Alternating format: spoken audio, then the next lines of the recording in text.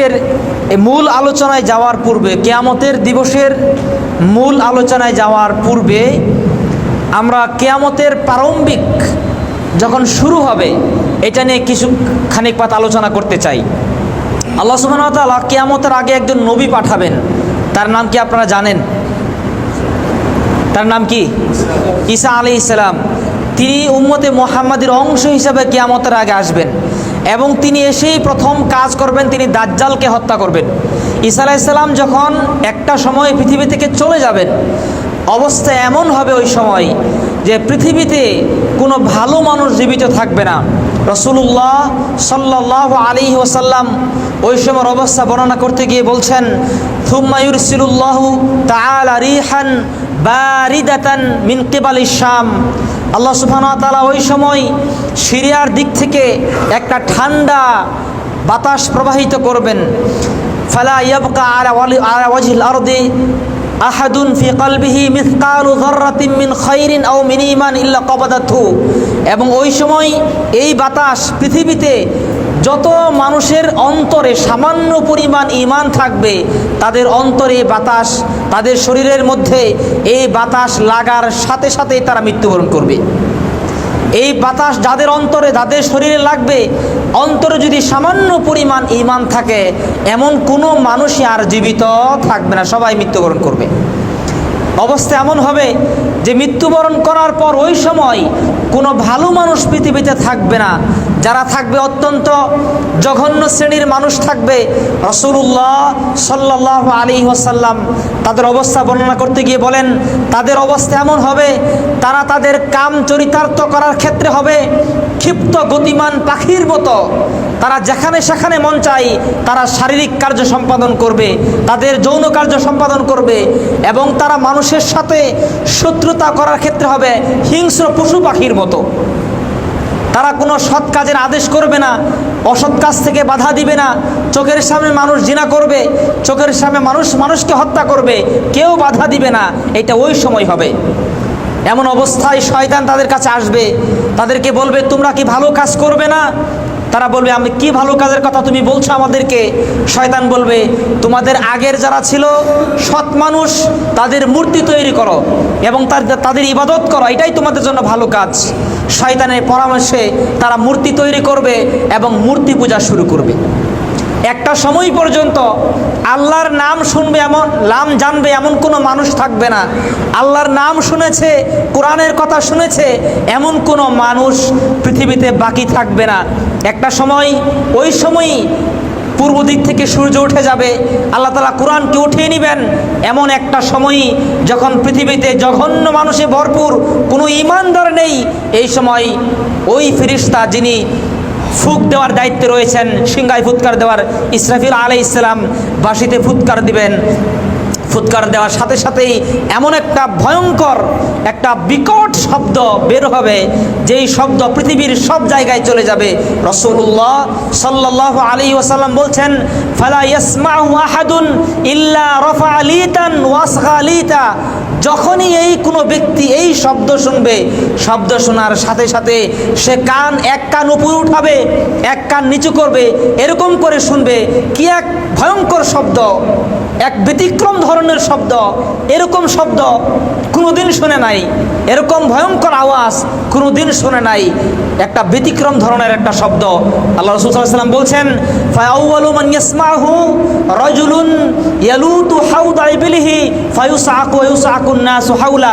সর্বপ্রথম যেই ব্যক্তি এই সিংগার ফুৎকার শুনবে সে হলো ওই ব্যক্তি, যেই ব্যক্তি তার এমন একজন ব্যক্তি যে তার উটের হাউস, যেখান থেকে উটে পানি পান করে, ওই হাউস লেপার কাজে ব্যস্ত ছিল। এমন একজন ব্যক্তি ফায়ুসআকু, সেই প্রথম ব্যক্তি যে এই শব্দ শুনবে, সে শব্দ শোনার সাথে সাথেই বেহুশ হয়ে যাবে, মারা যাবে। ওয়ায়ুসআকুন নাসু হাওলাহু, এবং তার আশেপাশে যারা থাকবে সবাই মৃত্যুবরণ করবে। এবং একটা সময় এই শব্দ পৃথিবীর আনাচে কানাচে যত জায়গায় জীবজন্তু, মানুষ, পশু পাখি, কীটপতঙ্গ জান আছে, এমন যেখানে যা আছে সবার কাছে শব্দ চলে যাবে এবং সবাই মৃত্যুবরণ করবে, সবাই মারা যাবে, কেউ জীবিত থাকবে না।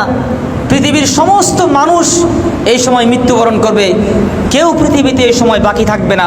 আল্লাহ সুবহানাহু ওয়া তাআলা এই প্রথম শব্দের আওয়াজের পরে কি ঘটবে তার একটা চিত্র তিনি কোরআনের মধ্যে উল্লেখ করেছেন।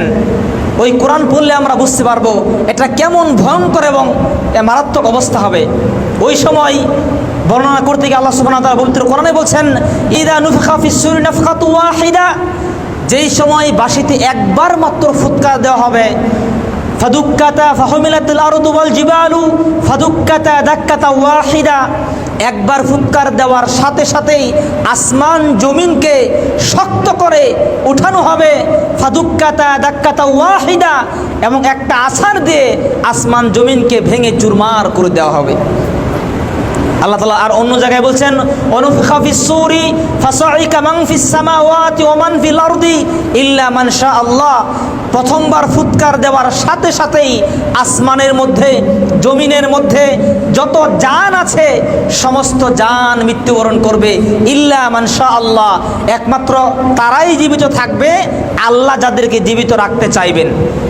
এই আয়াতের তাফসিরে কোনো মুফাসসিরগণ বলেছেন, জীবিত থাকবে জান্নাতের হুর, জীবিত থাকবে জান্নাতের উইলদান, জীবিত থাকবে কয়েকজন ফেরেশতা, ইসরাফিল আলাইহিস সালাম, জিবরিল আলাইহিস সালাম, মিকাইল আলাইহিস সালাম, তারা জীবিত থাকবেন, এবং মালাকুল মউত তারা জীবিত থাকবেন।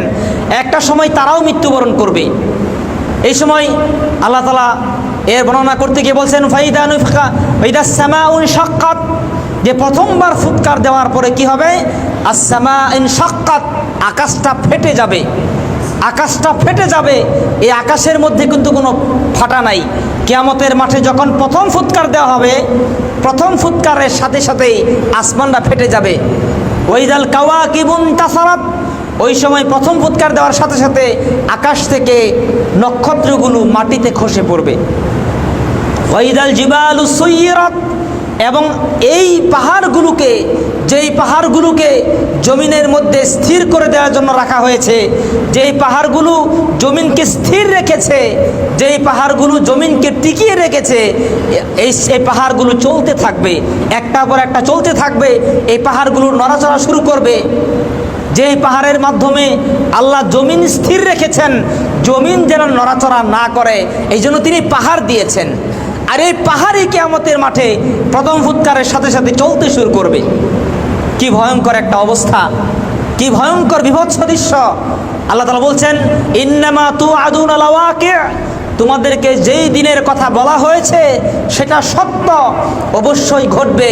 ফাইদান নুজুমু তুমিসাত, যখন ওই সময় তারকাগুলোকে আলোকহীন করে দেওয়া হবে, আকাশে তারা থাকবে, তাদের কোনো আলো থাকবে না। ওয়াইদাস সামাউ ফুরিজাত, আকাশটাকে বিচ্ছিন্ন করা হবে, আকাশটাকে ছিন্ন বিচ্ছিন্ন করা হবে, ফাটিয়ে দেওয়া হবে। ওয়াইদাল জিবালু নুসিফাত, এবং সেই পাহাড়গুলোকে চূর্ণ বিচূর্ণ করা হবে। এরকম অসংখ্য আয়াতে আল্লাহ সুবহানাহু ওয়া তাআলা এই কিয়ামতের কথা বলছেন। তিনি সূরা কারিয়া নামক একটা সূরাই নাজিল করেছেন এই কিয়ামতের কথা বলার জন্য। আল্লাহ তাআলা ওখানে বলছেন, আল কারিয়াহ, করাঘাতকারী, মাল কারিয়াহ, কি সেই করাঘাতকারী, ওমা আদরাকা মাল কারিয়াহ, তুমি কি জানো সেই করাঘাতকারী কি? ইয়াউমা ইয়াকুনুন নাসু কাল ফারাশিল মাবথুস, যেই সময় মানুষ হবে কীট পতঙ্গের ন্যায়, মানুষ হবে কীট পতঙ্গের নেই। ওয়াকুনুল জিবালু কাল ইহনিল মানফুস ওয়া তাকুনুল জিবালু কাল ইহনিল মানফুস, এবং পাহাড়গুলো হবে ধ্বনিত তুলার নেই। তুলা ধুনুন করলে যেমন, যখন তুলা ধুনুন করা হয়, তুলা তখন ছিটকে গিয়ে এখানে ওই এক অংশ ওখানে গিয়ে পড়ে, আরেক অংশ ওখানে গিয়ে পড়ে, ছিটকে বিভিন্ন জায়গায় চলে যায়। কিয়ামতের মাঠে প্রথম ফুৎকারের সাথে সাথে এই পাহাড়গুলো ছিটকে যাবে, এক অংশ ওখানে গিয়ে পড়বে, এক অংশ ওখানে গিয়ে পড়বে, এবং তুলার মতো হয়ে যাবে। ওয়া তাকুনুল জিবালু কাল ইহনিল মানফুস, পাহাড়গুলো হবে ধ্বনিত তুলার নেই, মানুষ হবে কীট পতঙ্গের নেই, পাহাড়গুলো হবে ধ্বনিত তুলার নেই, পাহাড়গুলো চলতে থাকবে। আল্লাহ তাআলা এই পাহাড়কে রেখেছেন এই মাটিকে স্থির রাখার জন্য, অথচ এই পাহাড়ই চলতে থাকবে। তার মানে মাটিও কিন্তু স্থির থাকবে না, মাটির অবস্থা খুব ভয়ঙ্কর হবে। এই অবস্থা বর্ণনা করার জন্য আল্লাহ তাআলা পবিত্র কোরআনে অসংখ্য আয়াত নাজিল করেছেন। আমরা যদি আয়াতগুলো খেয়াল করি তাহলে আমরা এর ভয়াবহতা বুঝতে পারবো। এমন একটা অবস্থা হবে, প্রথম ফুৎকারের সাথে সাথেই পুরো দৃশ্যপট পাল্টে যাবে। একদিকে যেমন সমস্ত মানুষ মারা যাবে, অন্যদিকে এই আকাশটা ভেঙে যাবে, এই মাটিটা চৌচির হয়ে যাবে, এই আকাশ এই বা পাহাড়গুলো চলতে থাকবে, এমন অবস্থা হবে। এর মধ্যেই একটা সময় যখন সমস্ত মানুষ মারা যাবে, ইসরাফিল আলাইহিস সালামকে বলা হবে তুমি আবার ফুৎকার দিয়ে দাও। একটা সময় পর তিনি আবার ফুৎকার দিবেন। আবার ফুৎকার দেওয়ার সাথে সাথেই তখন কি হবে, ফায়ুনজিলুল্লাহু তাআলা, রাসূলুল্লাহ সাল্লাল্লাহু আলাইহি ওয়াসাল্লাম বলছেন ইউনজিলুল্লাহু তাআলা মাআম মিনাস সামা।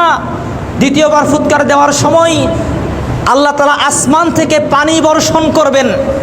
ওয়ায়ামবুতু ফায়ামবুতুনা কামা ইয়ামবুতুল বাকলু, মানুষ জমি থেকে গজিয়ে উঠবে, মানুষ জমি থেকে উঠে যাবে। যেমন বৃষ্টি হওয়ার পর জমি থেকে ফসল উঠে মানুষ উঠতে শুরু করবে। ওয়ালা ইয়াবকা মিনাল ইনসান ইল্লা ইউবলা ইল্লা আযমান ওয়াহিদা, মানুষ যখন অমন অবস্থায় হবে তখন মানুষের শরীরের কিছুই বাকি থাকবে না। ইল্লা আযমান ওয়াহিদা, একমাত্র একটি হাড্ডি থাকবে। ওহু আজবুজ জানাব, সেটি হলো মেরুদণ্ডের হাড্ডি। ওয়ামিনহু ইউরাক্কাবুল খালকু ইয়াউমাল কিয়ামা, আল্লাহ তাআলা ওই একটি হাড্ডি থেকেই আবার নতুন করে মানুষ তৈরি করবেন। দ্বিতীয়বার ফুৎকার দেওয়ার সাথে সাথে মানুষের শরীরের কিছু বাকি থাকবে না, একটি মাত্র হাড্ডি থাকবে। আল্লাহ তাআলা ওই হাড্ডি থেকেই আবার নতুন করে মানুষ তৈরি করবেন। সুবহানাল্লাহিল আযীম।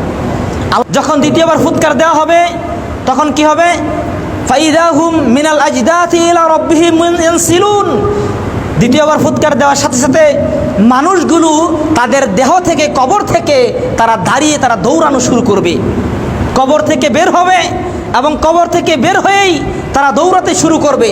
অন্য এক আয়াতের মধ্যে বলেন ওয়ানুফিখা ফি উখরা ফাইদাহুম কিয়ামুন ইয়ানজুরুন। দ্বিতীয়বার যখন ফুৎকার দেওয়া হবে তখন তারা জমি থেকে উঠবে, আর উঠেই তখন তারা তাকানো শুরু করবে। ইয়ানজুরুন, তারা এদিক সেদিক তাকাবে। কেন তাকাবে? কারণ জমিনের মধ্যে আগের যে অবস্থা ছিল এখন কিছুই নেই। সেই ঘর বাড়ি নেই, সেই মিল ফ্যাক্টরি নেই, উঁচা উঁচু দালান নেই, সেই রাস্তাঘাট আগের মতো নেই, সব কিছু পরিবর্তন হয়ে গেছে। আগের যে ছিল প্রথম ফুৎকার দেওয়ার আগে যেই দুনিয়া তারা দেখে গিয়েছিল ওই দুনিয়ার কিছুই বাকি নেই, সব কিছুই পরিবর্তন হয়ে গেছে। তখন তারা উঠে দেখবে একটা ভিন্ন দুনিয়া। কেন? এই জমিও কিন্তু থাকবে না।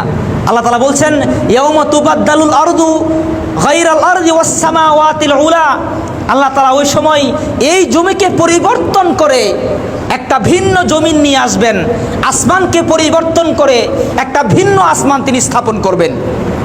আল্লাহ তাআলা অত্র আয়াতের ব্যাখ্যায় মুফাসসিরগণ বলেছেন আরদুন নাকিয়াতুন কালবাইদা। আল্লাহ তাআলা এমন একটা জমিন কিয়ামতের মাঠে স্থাপন করবেন যেই জমি হবে ধবধবে সাদা, কালফিদ্দতি, রূপার মতো সাদা। যেই জমিতে মানুষ উঠবে কিয়ামতের মাঠে দ্বিতীয়বার ফুৎকার দেওয়ার পর ওই জমি হবে ধবধবে সাদা, রূপার মতো সাদা। লাম মুসফাক ফিহি দামুন হারামুন ওয়ালাম ইউমাল ফিহি খাতিয়া, যেই জমিতে কোনো ধরনের হারাম রক্তপাত করা হয় নাই, কোনো খুন খারাপি হয় নাই, কোনো মারামারি হয় নাই, কোনো কাটাকাটি হয় নাই, কোনো অপরাধ সংগঠিত হয় নাই। একটা নতুন জমিন। দুনিয়ার জমিনে কত মারামারি, কাটাকাটি, মানুষকে হত্যা করা, অসংখ্য পাপ হয়েছে। কিয়ামতের মাঠে এই জমি থাকবে না। আল্লাহ তাআলা পরিবর্তন করে এমন একটা ধবধবে জমি দিবেন যেই জমির মধ্যে কোনো রক্তপাত করা হয়নি, যেই জমির মধ্যে সামান্য পরিমাণ অপরাধ করা হয় নাই, একটা ভিন্ন জমিন। তো এই জমি যখন মানুষ দেখবে কিয়ামতের মাঠে উঠে তখন কি করবে? সে কোন দিকে যাবে, সে কোন দিকে দৌড়াবে না বসে থাকবে, কোনো হদিস পাবে না, দিশাহারা হয়ে যাবে।